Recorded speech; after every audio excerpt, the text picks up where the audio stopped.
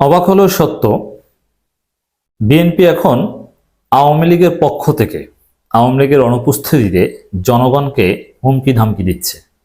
বিপ্লবী জনতাকে বিএনপি ভয় দেখাচ্ছে। সহজ হিসাব অবাক হচ্ছেন? ইটস ট্রু, আমি প্রমাণ দেখাচ্ছি। আচ্ছা, এই মুহূর্তে আওয়ামী লীগ কি ভয় দেখাচ্ছে বলেন তো? এই যে আমরা 32 ভাঙলাম, আরো বিভিন্ন বাড়িঘর জয় বাংলা করে দিলাম, সামনে আর দিব প্রয়োজনে, এগুলো আমিরে জামাত যতই নসিহত করুক ওগুলোকে আমরা গুনি না। আমরা আওয়ামী লীগ যত বাড়াবাড়ি করবে ওদের সাথে আমরা সেম আচরণ করব। বুলডোজার আরো রেডি, আমিরে জামাত থামাতে পারবে না। শিবিরের জামাতের লোকজনই যাবে, কোনো সমস্যা নেই। আমাদের সাথে কথা হয় জামাত শিবিরের লোকজনের সাথে, তারা বলেছেন যে আমিরে জামাত যাই বলুক ভাই, আমরা আছি আপনাদের সাথে। পিনাকি ভট্টাচার্য, ইলিয়াস, এদের ডাকে জামাতের লোকজন সাড়া দেয়, সুশীলদের ডাকে সাড়া দেয় না। যাই হোক দর্শক, এই পরিস্থিতিতে আওয়ামী লীগের বার্তাটা কি? আওয়ামী লীগ ভয় দেখাচ্ছে, এই মেসেজ দেওয়ার চেষ্টা করছে যে এখন তোমরা 32-এ হাত দিয়েছ, তোমাদের খবর আছে, কবর থেকে উঠিয়ে হলেও তোমাদেরকে পেটাবো, হত্যা করবো, কোপাবো, খবর আছে, তোমাদের বাড়িঘরও ভাঙবো। এবং ভয় দেখাচ্ছে, বলছে, ছবি দিচ্ছে ফেসবুকে, এই যে ভাঙচুর করছে যারা ধানমন্ডি 32, এদের কি মা বাবা নাই?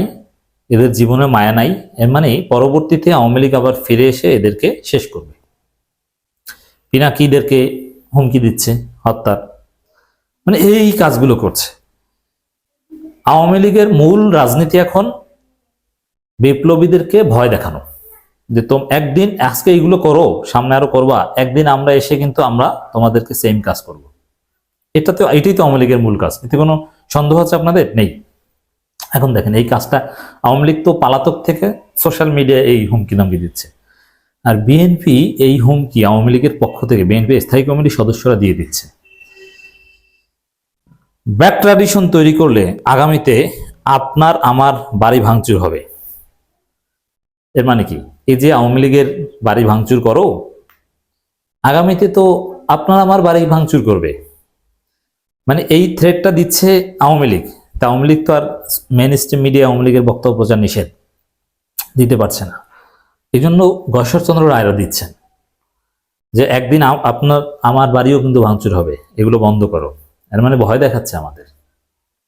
বুঝতে পারছেন আওয়ামী লীগের বার্তা কিভাবে দিচ্ছে জনগণকে, যে একদিন আমার আপনার বাড়ি ভাঙচুর হবে, মানে ভয় দেখায়, আওয়ামী লীগের ভয় দেখায় যে আওয়ামী লীগ আসবে বাড়ি।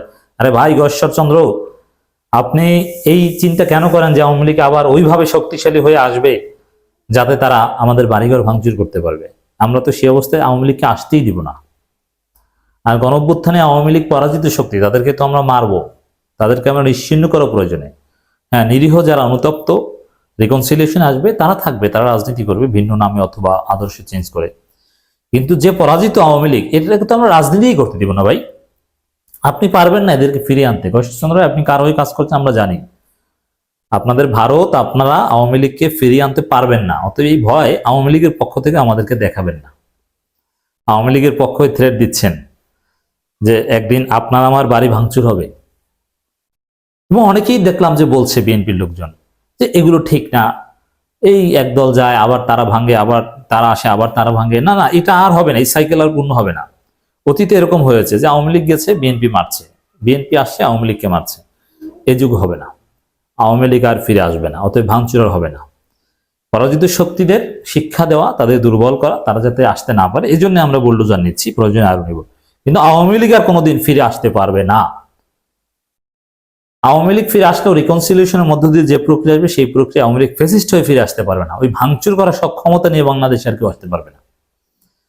তাহলে গশ্বরচন্দ্র রায় দাদা, আপনি আমাদেরকে কেন ভয় দেখাচ্ছেন আওয়ামী লীগের পক্ষ থেকে? শুধু এটা না, প্রতিহত করার কথা বলছে। এই যে আওয়ামী লীগ নেতাকর্মীদের বাসা বাড়িতে আমরা ভাঙচুর করি, এটা প্রতিহতর কথা বলছে আওয়ামী লীগ। রুহুল কবির রিজভী বলছেন যে আমাদের হাজার হাজার লক্ষ লক্ষ নেতাকর্মী প্রস্তুত, এগুলো আর ঘটতে দেওয়া যাবে না। এর মানে আওয়ামী লীগের উপর হামলা করতে গেলে বিএনপি লক্ষ লক্ষ নেতাকর্মী ঠেকাবেই, তো কচু ঠেকাবে। বিএনপির লোকজন আমাদের সাথে আছে, তারাই আমাদের বুলডোজার দিয়েছে, তারা টাকাও দেয়, ভাই ভাঙো, শেষ করে দাও।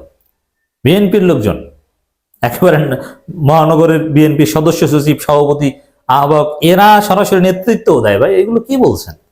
লাভ নাই। ওই জুলাই অগাস্ট গণ অভ্যুত্থানে যেরকম বিএনপি বলেছিল যে আমরা জড়িত নই, কিন্তু বিএনপির লোকজন ছাত্র জনতার ব্যানারে জড়িত ছিল, ওইরকম এই বুলডোজার কর্মসূচিতে বিএনপি যতই মায়াকান্না দেখা আওয়ামী লীগের হয়ে থ্রেট দেখ, লাভ নেই। বিএনপির দেশপ্রেমিক যারা তারা ঠিকই ছাত্র জনতার সাথে থাকবে। ঈশ্বরচন্দ্র রায়ের এই থ্রেটকে আমি সন্দেহের চোখে দেখছি যে আওয়ামী লীগের থ্রেটটা তিনি আমাদেরকে দিচ্ছেন যে একদিন আপনার আমার বাড়িতেও ভাঙচুর হবে। না, এটা দিতে দেওয়া হবে না, বিএনপিও পারবে না, বিএনপিকেও সেই সুযোগ দেওয়া হবে না, লেট অ্যালোন আওয়ামী লীগ।